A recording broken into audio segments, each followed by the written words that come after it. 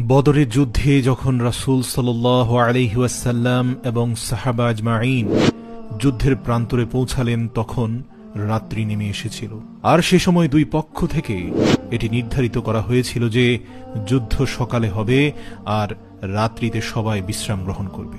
তারপর বদর প্রান্তরে একদিকে মুসলমানরা তাঁবু টানিয়ে বিশ্রাম নিচ্ছিল, অপর প্রান্তে কাফির মুশরিকরাও তাঁবু টানিয়ে বিশ্রাম নিচ্ছিল। কিন্তু এদের উভয়ের পরিস্থিতি ছিল একেবারে ভিন্ন ভিন্ন। একদল ঈমানদার যোদ্ধাদের অন্তর প্রশান্তিতে ছেয়ে গেল। সকলেরই তামান্না যুদ্ধে শাহাদাতের মর্যাদা অর্জন করা। আর কাফেরদের অন্তরে ভয় ঢুকে গেল, কিভাবে যুদ্ধে জয়লাভ করা যায়, আবার নিজের প্রাণটাও বাঁচানো যায়। শাহাদাতের তামান্না ঈমানদারদের অন্তরে ঈমানী শক্তি জোরদার করল। আর মধ্যরাতের পূর্বেই আল্লাহ রাব্বুল আলামিন আসমান থেকে এক ঠান্ডা বাতাস ঈমানদারদের তাঁবুতে পাঠিয়ে দিলেন। সাথে সাথে সকল ঈমানদাররা শান্তির ঘুমে আচ্ছন্ন হয়ে গেল। আগামীকালকে কে বাঁচবে কে মরবে, মাত্র ৩১৩ জন মানুষ ১,০০০-এরও অধিক সৈন্যের সাথে লড়াই করতে যাচ্ছে। কিন্তু তাদের অন্তরে কোনো ডর ভয় আল্লাহ পাক রাখেননি, তা তুলে নিয়েছেন এবং প্রশান্তির ঘুম দিয়েছেন। কিন্তু কাফেরদের অন্তরে পুরো রাত্রে একটু একটু করে ভয় এবং আতঙ্ক দানা বাঁধতে শুরু করল। আর সেই কারণে সারা রাতে তারা এক বিন্দু ঘুমোতে পারেনি। সকালে উঠে তারা ছিল খুবই ক্লান্ত শ্রান্ত। সারাদিন ঘুম মারার কারণে তাদের মানসিক পরিস্থিতিও ছিল ভঙ্গুর। এদিকে আল্লাহ রাসূল সাল্লাল্লাহু আলাইহি সাল্লাম সুবহে সাদিকের সময় ৩১৩ জন সৈনিককে আওয়াজ করে বললেন, হে আমার সাহাবীরা, আজ যদি বলি আল্লাহর তরফ থেকে তোমাদের জন্য ৫,০০০ ফেরেশতা যুদ্ধে শামিল হচ্ছে, তাহলে কেমন হবে? শুধুমাত্র এটুকু শুনে সাহাবীগণ খুশিতে আনন্দে মাতোয়ারা হয়ে চিৎকার চেঁচামেচি করতে থাকলো আর আল্লাহর শুকরিয়া স্বরূপ আলহামদুলিল্লাহ বলল। যুদ্ধের ময়দানে তারা উল্লাসিত ধ্বনি তুলল। সামনের সারির সাহাবীরা বলতে থাকলো, ইয়া রাসূলুল্লাহ, যদি এমনটাই হয় তাহলে আমরা খুব সহজেই কাফেরদের বিরুদ্ধে জয়ী হতে পারবো ইনশাআল্লাহ। কারণ আল্লাহর সাহায্যপ্রাপ্ত ব্যক্তিরা কখনো পরাজিত হতে পারে না। ইতিহাস থেকে জানা যায় আল্লাহ রাসূল সাল্লাল্লাহু আলাইহি সাল্লাম ৫,০০০ ফেরেশতার আগমন নিয়ে আল্লাহর তরফ থেকে কোনো নিশ্চয়তা পাননি। তিনি শুধু এমনটা মনোবাসনা পোষণ করেছেন আর সাথে সাথে আল্লাহ তাআলা তা কবুল করে নিলেন। সুবহানাল্লাহ। আর যার কারণে জিব্রাইলের নেতৃত্বে হাজার হাজার ফেরেশতা আসমান থেকে নেমে আসে কাফেরদের বিরুদ্ধে মুসলমানদের সঙ্গী হতে। সুবহানাল্লাহ। আল্লাহ তাআলার গায়েবী শক্তিতে মুসলমানরা খুব সহজেই জিতে যায়। কাফেরদের যোদ্ধারা ছিল খুবই শ্রান্ত ক্লান্ত, কারণ দীর্ঘত কয়েক সপ্তাহের দুশ্চিন্তা, আগের দিন রাতের নির্ঘুমতা তাদের শরীরকে জীর্ণশীর্ণ করে ফেলেছিল। যুদ্ধে তারা মোটেই কোনো প্রতিরোধ গড়ে তুলতে পারেনি। এই যুদ্ধে অসংখ্য কাফের নিহত হয়েছিল এবং এদের বড় একটা সংখ্যাকে মুসলমানরা বন্দী বানিয়ে ফেলেছিল। সাহাবারা রাসূল সাল্লাল্লাহু আলাইহি সাল্লামকে বলতে শুরু করলো, ইয়া রাসূলুল্লাহ, এদেরকে হত্যা করে দিন। আবার কেউ কেউ বলল, এদেরকে গোলাম বানিয়ে নেওয়া হোক। কিন্তু আমাদের প্রিয় নবী মুস্তাফা সাল্লাল্লাহু আলাইহি সাল্লাম তিনি এমন সিদ্ধান্ত নিলেন যে সেই কয়েদিদের কাছ থেকে কিছু মূল্যবান তথ্য গ্রহণ করে তাদেরকে একেবারেই মুক্ত করে দিলেন। সুবহানাল্লাহ, কি সুন্দর সিদ্ধান্ত, কত উদারতা!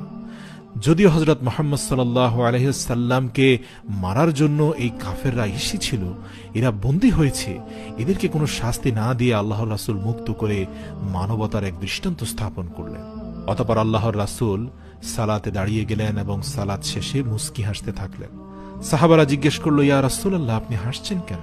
আল্লাহর রাসূল বললেন, যখন যুদ্ধের পর সমস্ত ফেরেশতাদেরকে জিব্রাইল সঙ্গে নিয়ে চলে গেল, তখন আল্লাহ তাআলা জিব্রাইলকে যেতে বাধা দিল আর বলল যে তুমি যে কাজ করতে গিয়েছিলে সেই কাজটি সম্পন্ন না করে কি করে ফিরে আসলে?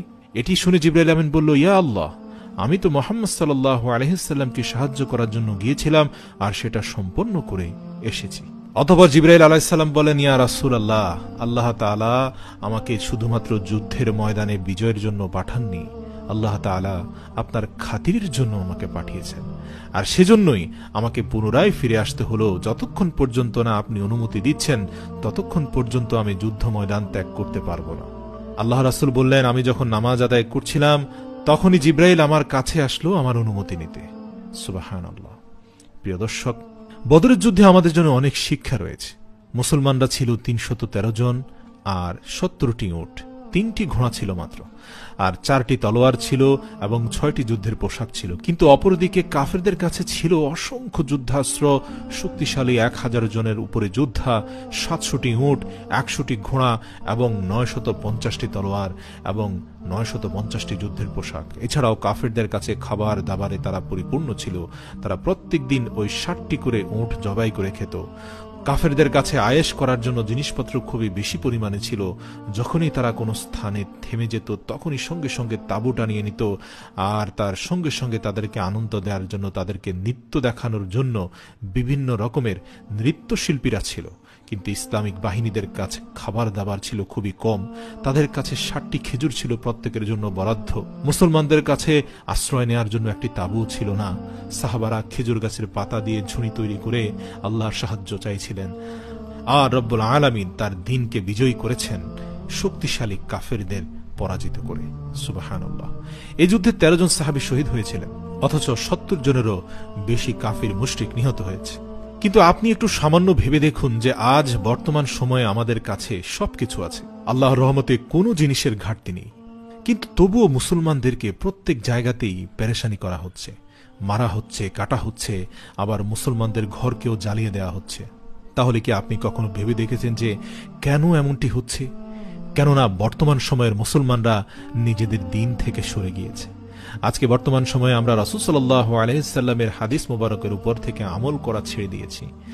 আর সেই মানুষগুলো ছিল যাদের প্রাণ চলে যেত, কিন্তু তারা তাদের ঈমানকে বিক্রি করত না। আর বর্তমান সময়ে আমাদের দৈনন্দিন যে 5 ওয়াক্ত নামাজ, সেটিও আমরা ঠিকভাবে আদায় করি না। নামাজ একটি এমন জিনিস, এটি খারাপ কাজ থেকে মানুষকে বাঁচিয়ে রাখে। দ্বিতীয় কারণটি হচ্ছে আমরা ইসলামিক শরীয়তের উপরে প্রতিষ্ঠিত নেই। ঘরের মধ্যে থাকা টিভি সিরিয়ালে অসংখ্য অশ্লীল দৃশ্য এবং বিভিন্ন ধরনের মুশরিকি কল্প কাহিনী চলতে থাকে, যা আমাদের মুসলিম মা বোনেরা গুরুত্বের সাথে দেখে থাকে। আর এই সমস্ত অপসংস্কৃতি আমাদের ঈমানকে দুর্বল করে দিচ্ছে, নামাজের মনোযোগ করে নিচ্ছে, কারো কারো ক্ষেত্রে তো নামাজের ব্যাপারে উদাসীন করে দিচ্ছে। আমরা একে অপরের সাথে মহব্বতের সাথে সাক্ষাৎ করার বদলে এক মুসলমান আরেক মুসলমানকে ছোট খাটো মতানৈক্য নিয়ে কাফের ফতোয়া দিচ্ছি। একজন আরেকজনকে সালাম করা ছেড়ে দিয়েছি, একজন আরেকজনের পেছনে নামাজ পড়া ছেড়ে দিয়েছি। আর এজন্যই মুসলমানরা দাঁড়ে দাঁড়ে হেনস্থার শিকার হচ্ছে। হে আল্লাহ, আপনি মুসলমানদের সেই সোনালী অতীত ফিরিয়ে দিন। ইমানি শক্তিতে বলিয়ান হয়ে প্রত্যেকটি মুসলমানকে এক কাতারে নিয়ে আসুন। সকল মতানৈক্য, দ্বন্দ্ব, ভেদাভেদ ভুলে একটি পরিচয় হওয়া উচিত, আমি মুসলমান, আমার কালেমা লা ইলাহা ইল্লাল্লাহু মুহাম্মাদুর রাসূলুল্লাহ। যেই কালেমার শক্তিতে বিজয় হয়েছিল 313 জন সাহাবী 1000-এরও অধিক শক্তিশালী কাফেরের বিরুদ্ধে।